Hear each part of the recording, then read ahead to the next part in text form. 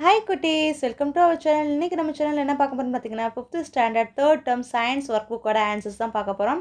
அதுக்கு first லெசனோட answers பார்க்கலாங்களா? பாருங்கள், நமக்கு ஃபஸ்ட் லெசன் என்ன கொடுத்துருக்காங்க அப்படின்னு பார்த்தீங்கன்னா, நமது சுற்றுச்சூழல், நம்ம சுற்றி இருக்கக்கூடிய சூழலில் என்னென்ன இருக்குது அப்படின்னு சொல்லி பார்க்கலாம்.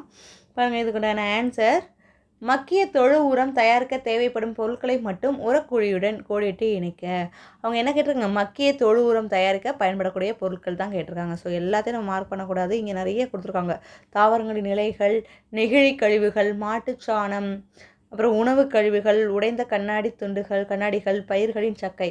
ஆனால் நமக்கு மக்கிய தொழு உரம் தான். அதுக்கு என்ன தேவைன்னா உணவு கழிவுகளும் பயிர்களின் சக்கை இருந்தால் போதும். சரிங்களா? அதை நம்ம மேட்ச் பண்ணிடலாம். அடுத்த கொஸ்டின் பாருங்கள். பசுந்தாள் உரமாக மாறக்கூடியவற்றை மற்றும் எடுத்து எழுதுக. எதெல்லாம் பசுந்தாள் உரமாக மாறும் அப்படின்னு பார்த்தீங்கன்னா, கொழிஞ்சி செடி, புதர் செடி, இலைத்தலைகள். அடுத்த கொஸ்டின் ஆன்சர் பார்க்கலாமா? மக்கிய தொழு உரம் என்றால் என்னன்னு பார்த்தீங்கன்னா, பயிர்களின் சக்கை, விலங்கு கழிவு மற்றும் உணவு கழிவுகள் போன்ற கரிம பொருட்களை பாக்டீரியா, பூஞ்சை போன்ற நுண்ணுயிரிகளால் சிதைவுறு செய்தலே மக்கிய உரம். அடுத்து பாருங்க, இயற்கை உரத்தின் வகைகள் யாவை? இயற்கை உரத்தோட வகைகள்: விலங்கு எரு, பசுந்தாள் உரம், மக்கிய தொழு உரம். நெக்ஸ்ட் கொஸ்டின்: பசுந்தாள் உரத்திற்கும் விலங்கு எருவிற்கும் உள்ள வேறுபாட்டை எழுதுக. பாருங்கள், விலங்கு பண்ணைகளில் இருந்து பெறப்படும் கழிவுகளே விலங்கு எரு. சரிங்களா? அது மாதிரி தாவரங்களின் இலை, சிறு கிளைகள், குத்துச்செடி, புதர் செடி போன்றவற்றை மக்க செய்வதன் மூலம் பசுந்தாள் உரம் பெறப்படுகிறது. இப்போ தாவரத்திலிருந்து கிடைக்கக்கூடியது பசுந்தாள் உரம்.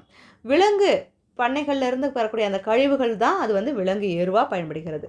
சரிங்களா? அடுத்து பாருங்கள், நீ விவசாயியாக இருந்தால் இயற்கை உரத்தை பயன்படுத்துவாயா, செயற்கை உரத்தை பயன்படுத்துவாயா, ஏன்? இப்போ நான் என்ன எழுதியிருக்கேன்னா, நான் விவசாயியாக இருந்தால் இயற்கை உரத்தை பயன்படுத்துவேன், ஏனெனில் இயற்கை உரம் மட்டும்தான் மண்ணை வளமிக்கதாக மாற்றுகிறது. ஆமாம் தானேப்பா? இயற்கை உரத்தை தான் நம்ம மண்ணுக்கு செலுத்தணும், செயற்கை உரத்தை நம்ம பயன்படுத்தக்கூடாது. அடுத்த கொஸ்டின் பாருங்கள். செடியின் வளர்ச்சியை உற்று நோக்கி பதிவு செய்க. ஒன்றும் கிடையாது. இப்போ என்ன கொடுத்துருக்காங்க? நீர் மட்டும் ஊற்றி வளர்க்கப்படும் செடியில் ஏற்படும் மாற்றங்கள், அப்புறம் நீர் மற்றும் இயற்கை உரம் சேர்த்து வளர்க்கப்படும் செடியில் ஏற்படும் மாற்றங்கள், ரெண்டையுமே நம்ம உற்று நோக்கணும். அந்த முதல் வாரம், 2வது வாரம், 3ஆம் வாரம், அது ஒவ்வொரு வாரமும் என்ன மாதிரி மாறுதல் ஏற்படுது அப்படின்றத நம்ம இங்கே எழுதியிருக்கோம், நோட் பண்ணிக்கோங்க. அடுத்தது பாருங்கள், இதெல்லாம் என்ன வகை மாடுகள், கால்நடையோட இனங்களை நம்ம எழுதியிருக்கோம். பாருங்கள், இது கிர், இது மாழ்வி, இது செவ்வரி சிந்தி, இது பார்த்திங்கன்னா பர்கூர், இது பாதாவரி, இது உம்பலாச்சேரி. அடுத்தது பாருங்கள், பஞ்சகவியம் தயாரிக்க தேவையான பொருட்களை பாத்திரத்துடன் இணைக்க. பஞ்சகவியம்னாலே 5 பொருட்கள் நமக்கு தேவைப்படும். அதில் பாருங்கள், பால், மாட்டுச்சாணம், மாட்டின் சிறுநீர், ரெண்டுமே சேம் தான். அடுத்து நெய், வெல்லம், தயிர். சரிங்களா? இப்போ 5 பொருட்களும் சேர்ந்து போட்டோம்னா அது பஞ்சகவியமாக நம்ம தயார் பண்ணிக்கலாம். அடுத்து பாருங்கள், கால்நடைகளுக்கு ஏன் சத்தான உணவு கொடுக்க வேண்டும்? எதனாலப்பா? ஆரோக்கியமாக இருக்கவும் நன்கு பால் கொடுக்கவும் கால்நடைகளுக்கு சத்தான உணவு கொடுக்க வேண்டும். ஆமாம் தானேப்பா? அடுத்த கொஸ்டின்: சக்கையில் அதிக அளவில் உள்ள சத்து எது அப்படின்னா, நார் சத்து தான் அதிகமாக இருக்குது. அடுத்து, கால்நடைகளுக்கு வழங்கப்படும் சத்து செறிந்த உணவுகள் யாவை? எது அப்படின்னா, குருணை அப்படின்னா உடைக்கப்பட்ட தானியத்தை தான் நம்ம குருணைன்னு சொல்லுவோம். அப்புறம் தானியங்கள், திணை, தீட்டப்பட்ட அரிசி, பருத்தி விதைகள் மற்றும் புண்ணாக்கு ஆகியவை கால்நடைகளுக்கு வழங்கப்படும் சத்து செறிந்த உணவுகள். அடுத்த கொஸ்டின்: பஞ்சகவியத்தின் பயன்கள் யாவை? பஞ்சகவியம் என்னென்ன பயன்கள் தருதுன்னா, பூச்சிகளையும் பூஞ்சைகளையும் கட்டுப்படுத்துவதற்காக விவசாயத்தில் பயன்படுத்தப்படுகிறது. அடுத்து பாருங்க, நீங்கள் வீட்டில் வாங்கும் பால் உரையின் மீது குறிப்பிடப்பட்டுள்ள சத்துக்களை அட்டவணைப்படுத்துக. எங்கள் வீட்டில் வாங்கக்கூடிய அந்த பால் உரையில் இந்த மாதிரி சத்துக்கள்லாம் கொடுத்துருக்காங்க. அதே மாதிரி நீங்கள் வாங்கக்கூடிய பால் அந்த உரையின் மேலே என்னென்ன சத்துக்கள்லாம் இருக்குது, அதோட அளவு எவ்வளோ அப்படின்னு சொல்லிட்டு இங்கே நோட் பண்ணி வைக்கணும். சரிங்களாப்பா? அடுத்து பாருங்கள், முட்டையில் அடங்கியுள்ள ஊட்டச்சத்துக்களில் விடுபட்டதை எழுதுக. பாருங்கள், தாது உப்புக்கள் இருக்குது, கால்சியம் இருக்குது, புரதம், நீர், இந்த எல்லா சத்துக்களுமே முட்டையில் இருக்குது. அடுத்து, கோழியோட வகைகள்லாம் நம்ம எழுதலாமா? இது பிராய்லர், இது கடக்நாத், அசல், காக்கஸ், கொச்சின், பிரம்மா. அடுத்து பாருங்கள், பறவை பண்ணை கேட்டிருக்காங்க. பறவைகளிலிருந்து கிடைக்கும் உணவுகள் என்னென்னா, முட்டை, இறைச்சி, உரம் கிடைக்குது. அதே மாதிரி பறவை கழிவின் பயன் என்னென்னா, பயிர்களுக்கு நல்ல உரமாக பயன்படுகிறது. எது? பறவை கழிவுகளோட பயன். பறவை இறகுகளின் பயன் என்னென்னா, தலையணை மற்றும் குளிர்கால மெத்தைகள் தயாரிக்க பயன்படுகின்றன. சரிங்களாப்பா? அடுத்து பாருங்கள், தேனீக்களை பற்றி கேட்டிருக்காங்க. தேனீக்கள், ராணி தேனியோட பணி என்ன அப்படின்னா, ஒரு நாளைக்கு 2000 முட்டைகள் வரை இடும். அது மாதிரி ஆண் தேனியோட வேலை முட்டைகளை கருவுற செய்வது. அடுத்து, வேலைக்கார தேனியோட வேலை என்னென்னா, தேனை சேகரித்து கூட்டை சுத்தப்படுத்தும். ஆமாம் தானேப்பா? அடுத்து, இதில் கீழே கொஸ்டின் கேட்குறாங்க, ரத்தத்தில் உள்ள சிவப்பு நிறமியான எதோட அளவை வந்து அதிகரிக்க தேன் பயன்படுகிறதுனா ஹீமோகுளோபின். தேன் நல்லா சாப்பிட்டோம்னா நம்மளோட ரத்தத்தில் அந்த ஹீமோகுளோபினோட அளவை வந்து அதிகரிக்க செய்யும். அதுமாதிரி தேன் வந்து கிருமி நாசினி பண்பையும் பாக்டீரியா எதிர்ப்பண்பையும் பெற்றுள்ளது. அடுத்து தேன் வந்து ஆயுர்வேதம் மற்றும் யுனானி மருத்துவ முறைகளில் பயன்படுகிறது. அடுத்து உயவு பொருட்கள் மற்றும் மெழுகுவர்த்தி தயாரிப்பில் தேன் மெழுகு வந்து பயன்படுகிறது. ஒரு தேன்கூட்டின் அறைகளை அமைப்பதற்காக வேலைக்கார தேனீக்களால் தேன் மெழுகு சுரக்கப்படுகிறது. அப்போ யாரால் தேன் மெழுகு சுரக்கப்படுகிறதுனா வேலைக்கார தேனீக்களால். அடுத்து இங்கே கதை மாதிரி கொடுத்துருக்காங்க, அதை நல்லா படிச்சுவாங்க. அதாவது ஒரு அம்மா பையனை கூப்பிட்றாங்க, இதில் எதை சாப்பிட்லாம் அப்படின்னு சொல்லி யோசிக்கிறான் அந்த பையன். இப்போ ஒவ்வொன்றும் அதுக்குண்டான சத்துக்களை சொல்லுது. என்ன குடிச்சேன்னா நீ இவ்வளோ சத்து வருவ பாருங்கள். கனியா நானே பெரியவன் அப்படின்னு சொல்லி எது சொல்லுது? முட்டை பேசுது. என்னிடம் புரதம், கொழுப்பு மற்றும் கால்சியம், பாஸ்பரம், சோடியம் போன்ற தாது உப்புக்கள் உள்ளன, எனவே எண்ணெய் சாப்பிடு அப்படின்னு சொல்லி சொல்லுது. அடுத்து வந்து பால் பேசுது. பால் என்ன சொல்லுதுன்னா, நான் தான் பெரியவன், என்னிடம் புரதம், கொழுப்பு, கால்சியம் மற்றும் விட்டமின் டி உள்ளது, எண்ணெய் குடித்தால் எலும்பு பலம் அடையும் அப்படின்னு சொல்லி பால் சொல்லுது.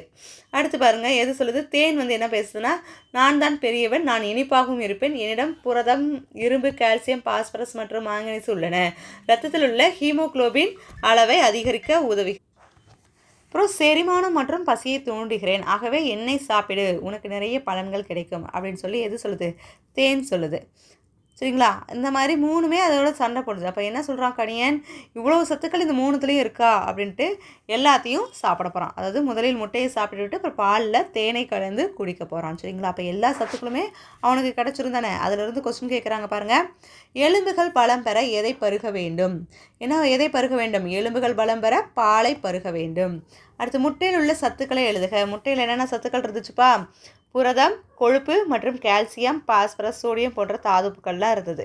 அடுத்து ரத்தத்தில் ஹீமோகுளோபின் அளவை அதிகரிக்கவும் பசியை தூண்டவும் உதவுவது எது? தேன். நெக்ஸ்ட் கொஸ்டின் பாருங்கள். பால், முட்டை மற்றும் தேன் ஆகிய மூன்றிலும் உள்ள சத்து எது அப்படின்னா கால்சியம் சத்து மூணுலேயுமே இருக்குது. சரிங்களா? அடுத்து வளரறி மதிப்பீடு பார்க்கலாமா? சரியான விடையை தேர்ந்தெடுத்து எழுதுக. பாருங்கள், மாலினி தனது வீட்டு தோட்டத்தில் உணவு கழிவுகளை ஒரு தொட்டியில் போட்டு அதன் மீது மண்ணை போட்டு மூடினாள். அக்கழிவிலிருந்து பெறப்படுவது என்ன அப்படின்னா மக்கிய தொழு உரம். ஆமாம் தானேப்பா? அப்புறம் நெக்ஸ்ட் கொஸ்டின் பாருங்கள். பின்வருவனவற்றுள் இயற்கை உரம் அல்லாதது எது அப்படின்னு பார்த்தீங்கன்னா வேதி உரம். ஏன்னா மற்றதெல்லாம் இயற்கை உரம் தான். விலங்கு எரு, மக்கிய தொழு உரம், பசுந்தாள் உரம்னா. அடுத்து கால்நடை பண்ணைகளிலிருந்து பெறப்படாத பொருள் எது அப்படின்னா முட்டை. ஏன்னா பால், தோல், எருனா கால்நடை பண்ணைகளிலிருந்து பெறக்கூடியது. அடுத்து பின்வருவனவற்றுள் தமிழ்நாட்டில் காணப்படும் மாட்டினம் எது அப்படின்னா காங்கேயம்.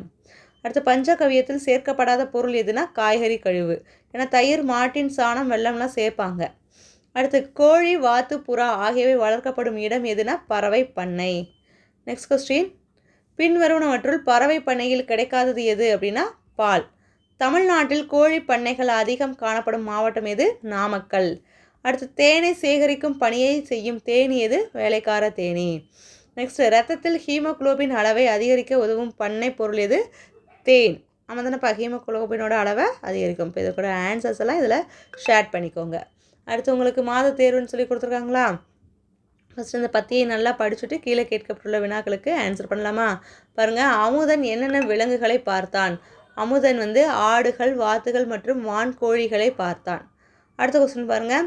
வயலில் எந்த செடிகளை சேர்த்து உழுதனர்? வயலில் கொழிஞ்சி செடிகளை சேர்த்து உழுதனர். அடுத்த கொஸ்டின். உரக்குழியில் இடப்பட்ட கழிவுகள் எவை? எதுனா மாடுகளின் கழிவுகள், கோழிகளின் கழிவுகள் போன்றவை உரக்குழியில் போடப்பட்ட கழிவுகளாகும். அடுத்து பாருங்கள். கீழ்காணும் பொருட்களை எதிலிருந்து பெறப்படுகின்றன? பால் வந்து மாடு, தேன் தேனி, முட்டை கோழியிலேருந்து முட்டை, மாடு கோழியிலேருந்து இறைச்சி. சரிங்களா? அடுத்து கொள்கலனில், அதாவது கேனில் பால் வந்து எங்கே எடுத்து செல்லப்படுகிறது? கொள்கலனில் சேகரிக்கப்பட்ட பால் கூட்டுறவு சங்கங்களுக்கு எடுத்து செல்லப்படுகிறது. சரிங்களாப்பா? இப்போ இதோட இந்த லெசன்ஸ் இருக்கின்றான எக்ஸசைஸ்லாம் நம்ம கம்ப்ளீட் பண்ணியாச்சு. இதில் இருக்கிறது ஏதாவது டவுட்ஸ் இருந்துச்சுன்னா நம்ம கமெண்ட் செக்ஷனில் கமெண்ட் பண்ணுங்கள். நம்ம சேனலை லைக் பண்ணிவிட்டு பாருங்கள். சப்ஸ்கிரைப் பண்ணாதவங்க சப்ஸ்கிரைப் பண்ணிவிட்டு பாருங்கள். இதுவரை நம்ம சேனலை ஷேர் பண்ணுங்கள். சரிங்களா? அப்படின்னா தான் நாங்கள் போடக்கூடிய வீடியோக்கள் வந்து உங்களுக்கு உடனுக்குடனே வந்து சேரும். ஓகே குட்டீஸ், தேங்க்யூ.